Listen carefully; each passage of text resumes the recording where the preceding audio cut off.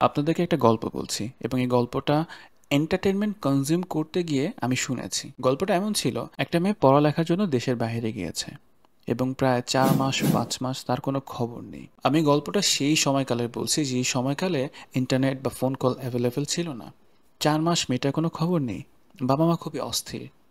৪ মাস পর মেয়ে চিঠি লিখছে বাবাকে, বাবা, আমি ৪ মাস আসলে তোমাদের কোনো খোঁজখবর দিতে পারিনি, কারণ আমি এখানে হোস্টেলে ওঠার পর ৭ দিনের মাথায় হোস্টেলে আগুন লেগে যায়। আমার রুমেও আগুন লেগে যায়। একটা ছেলে আমাকে বাঁচাতে আসে এবং আমাকে হসপিটালে নিয়ে যায়, ট্রিটমেন্ট করায়। তার সাথে খুব ভালো বন্ধুত্বপূর্ণ সম্পর্ক হয় আমার। এই বন্ধুত্বপূর্ণ সম্পর্ক কোনো একটা সময় গিয়ে ভালোবাসায় পরিণত হয়। আমরা একে অপরকে ভালোবাসি এবং ভালোবাসতে গিয়ে একটা সময় আমি রিয়েলাইজ করি আমি প্রেগনেন্ট হয়েছি। আমরা দুজনে মিলে সিদ্ধান্ত নিলাম আমরা বিয়ে করব।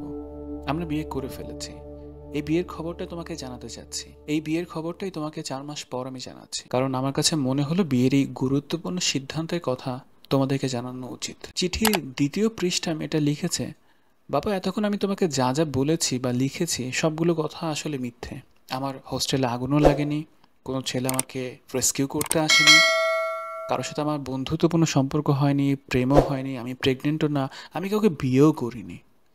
বিষয়টা হলো, বাবা, আমি পরীক্ষাতে ফেল করেছি, একটা সাবজেক্টও আমি পাশ করতে পারিনি। এই কথাগুলো তোমাকে প্রথমে বললে তুমি হয়তো অ্যাকসেপ্ট করতে পারতে না, তুমি অনেক রেগে যেতে, আর তাই বানিয়ে কিছু মিথ্যা কথা বলেছি। চিঠির রেসপন্সে বাবা লিখেছে, যাক, তুমি শুধু ফেল করেছো পরীক্ষাতে, কোনো সমস্যা নেই, পরের বার ঠিকই পাশ করে যাবে।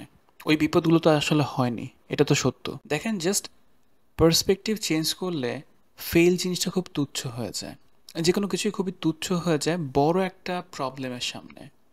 আমাদের লাইফে অনেক প্রবলেম আসে। আমি বলছি না যে চিঠির মতো করে আপনিও মিথ্যা কথা বলেন বা আপনি ফেক কোনো একটা সিনারিও ক্রিয়েট করেন, বাট আমি এটা বলছি, যে কোনো প্রবলেমের একটা প্যারামিটার থাকে। সেই প্রবলেমটা ততক্ষণ অবধি আমার কাছে বড়, ততক্ষণ অবধি আমার কাছে পেইনফুল, যতক্ষণ অবধি না আমি অন্য কোনো বড় পেইন, অন্য কোনো বড় প্রবলেম ফেস করছি। আমাদের চারপাশে এমন অনেক মানুষ আছেন যারা এই কষ্টটা নিতে পারেন না।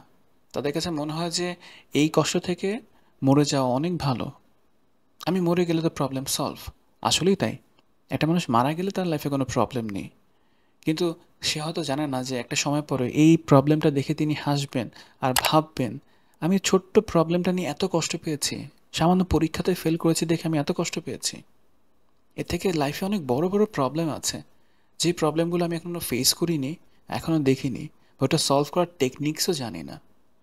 এই প্রবলেমটা সলভ করতে পারলে আমি পরবর্তী প্রবলেমগুলো সলভ করতে শিখবো অ্যান্ড বুঝবো লাইফটা অনেক সুন্দর এবং বৈচিত্র্যময়। প্রত্যেকটা মোড়ে মোড়ে কিছু না কিছু সারপ্রাইজ আপনার জন্য ওয়েট করছে। আপনি জাস্ট পার্সপেক্টিভটা চেঞ্জ করেন, আপনি জাস্ট আপনার দেখার লেন্সটা চেঞ্জ করেন, শুধু একবার অন্যভাবে দেখার চেষ্টা করেন, যেভাবে দেখছেন একটু অন্যভাবে দেখার চেষ্টা করেন।